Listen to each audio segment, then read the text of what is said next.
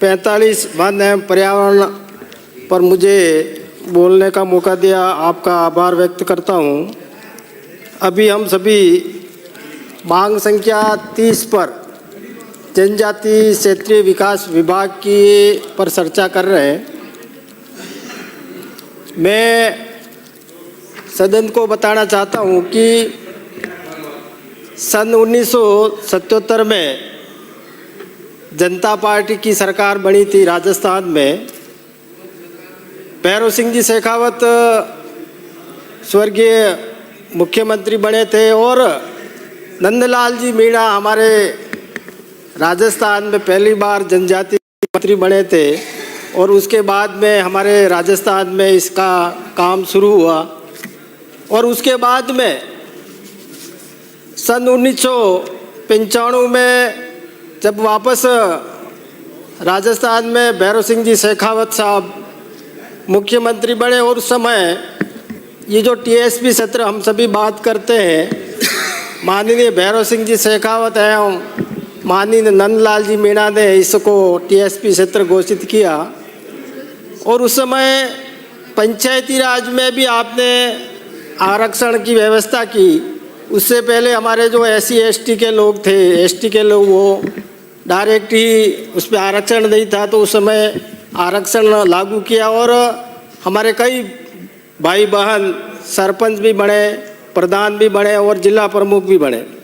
उसके बाद में लंबे समय से इंतजार के बाद में 2014 में जब राजस्थान में हमारी वसुंधरा जी मुख्यमंत्री बनी और जो क्षेत्र और भी टीएसपी क्षेत्र में होना चाहिए था उसको कैबिनेट में पास करके भारत सरकार को भेजा।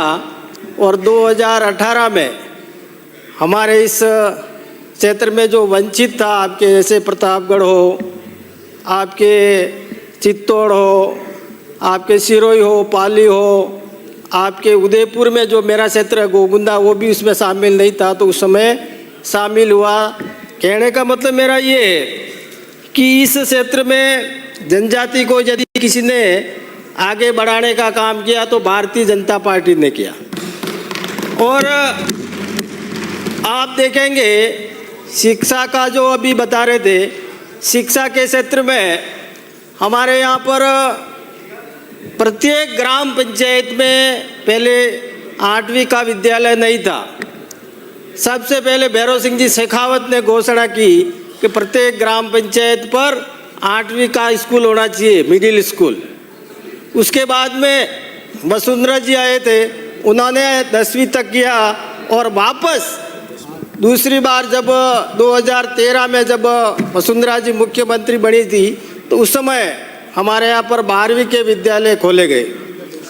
इसके अलावा आप देखेंगे कि हमारे यहाँ पर गरीब लोग हैं और विद्यालय जब बारिश का टाइम होता है, फसल बोने का टाइम होता है, उस समय हमारे विद्यालय खुलते हैं। और विद्यालय खुलने के बाद में हमारे बच्चों को पाठ्यक्रम की आवश्यकता होती है। हमारे जो किसान भाई हैं, मजदूर भाई हैं, उनको पाठ्यक्रम की व्यवस्था नहीं करनी होती थी, उसको भी हमारे भैरव सिंह जी शेखावत एवं हमारे यहाँ से अभी वर्तमान में जो राज्यपाल हैं हमारे गुलाब चंद जी कटारिया शिक्षा मंत्री थे, जिन्होंने कक्षा 1 से 12 तक का जो पाठ्यक्रम है वो प्रत्येक विद्यालय में निःशुल्क सभी बच्चों को देने का काम किया। इस प्रकार से हमारे क्षेत्र में, हमारे इस राजस्थान में जो आगे बढ़ाने का काम भी किया है। उसके अलावा आप देखेंगे कि मेरा जो विधानसभा क्षेत्र है, उस विधानसभा क्षेत्र में 2013 में जब हमारे यहाँ से माननीय वसुंधरा जी मुख्यमंत्री बनी थी और हमारे यहाँ पर एकलव्य मॉडल विद्यालय की स्थापना की और वो बिल्डिंग तैयार होकर के आज की तारीख में वहाँ पर हमारे सभी 250 बच्चे और 250 बालिकाएँ वहाँ पर आज अध्ययनरत है। इसी प्रकार हमारे इसी सत्र में, कार्यकाल में गत वर्ष हमारे यहाँ से विधानसभा से घोषणा की गई थी कि भाई हमारे यहाँ पर हमने मांग की थी कि हमारे देवला में भी एक एकलव्य मॉडल विद्यालय होना चाहिए। सरकार की घोषणा होने के बाद में वहाँ पर आज की तारीख में 30 करोड़ रुपए वहाँ पर स्वीकृत कर दिए हैं, काम टेंडर लग गया, काम भी प्रारंभ हो गया है और वहाँ पर कक्षा 6 और 7 की छात्राएं वहाँ पर आज की तारीख में अध्ययनरत है।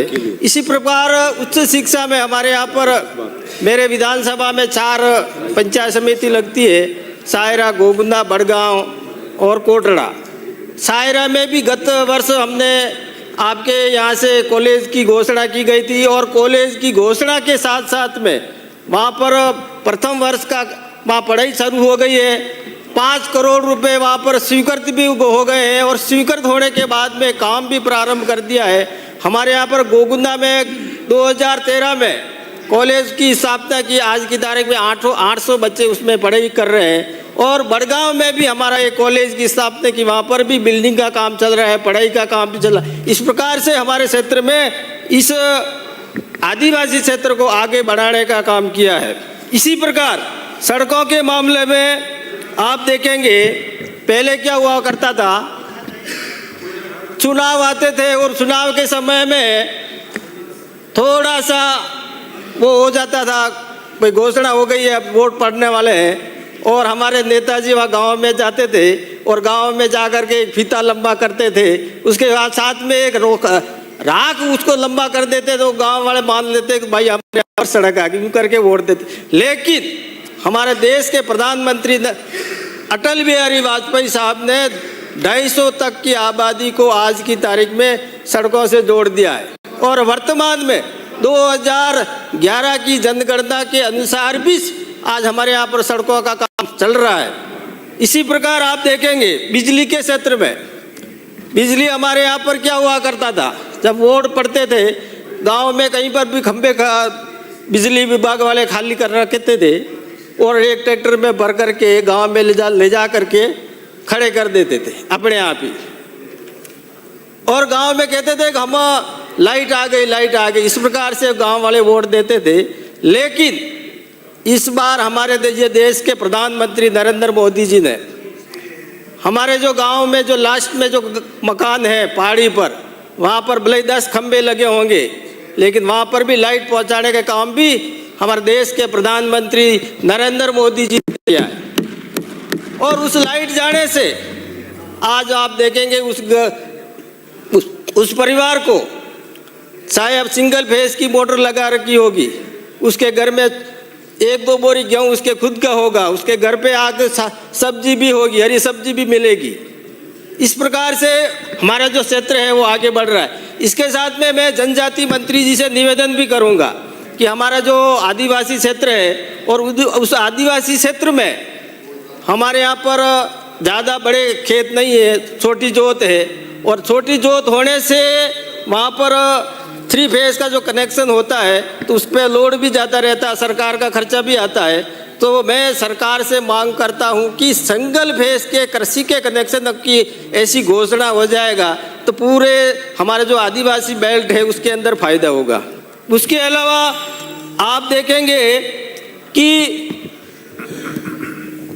हमारे चिकित्सा के क्षेत्र में भी हमारे यहाँ पर उप जिला चिकित्सालय की स्थापना की थी और उस उप जिला चिकित्सालय में आज की तारीख में 1000 की आउटडोर है और वहाँ पर भवन के लिए स्वीकृति भी हो गई, जमीन आवंटन हो गई है। इस प्रकार से हमारे क्षेत्र को आगे बढ़ाने का काम भारतीय जनता पार्टी ने किया है और आने वाले समय में और भी प्रगति करेगा। धन्यवाद। जय हिंद।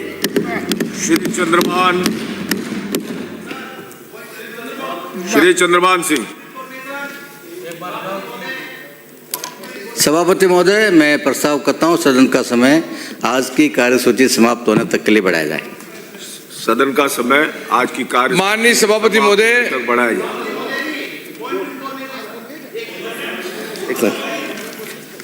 मुख्यमंत्री जी की गृह